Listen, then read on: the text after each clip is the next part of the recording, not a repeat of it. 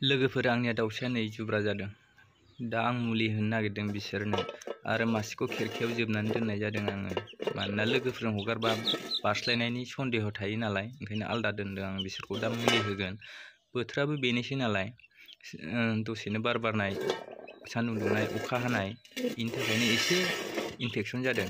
दा बिसोरनो मुलि होनो नागिरदों आङो।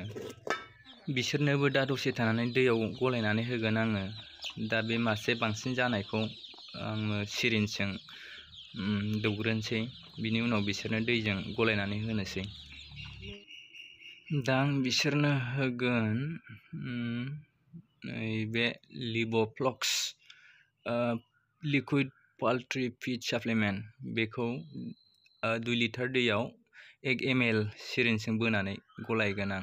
बे आंनिया जगा बेयो 2 लिटार जायो। बेहाय 40 लाबाय आङो।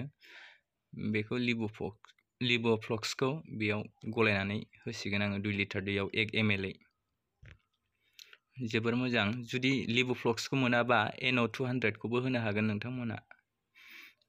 नों इजोंबो सुनानै होनो हागोन।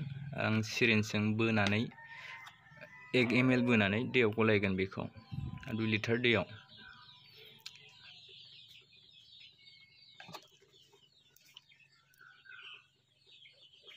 एक ml बोनानै लाबाय आङो सिरिन्जजों।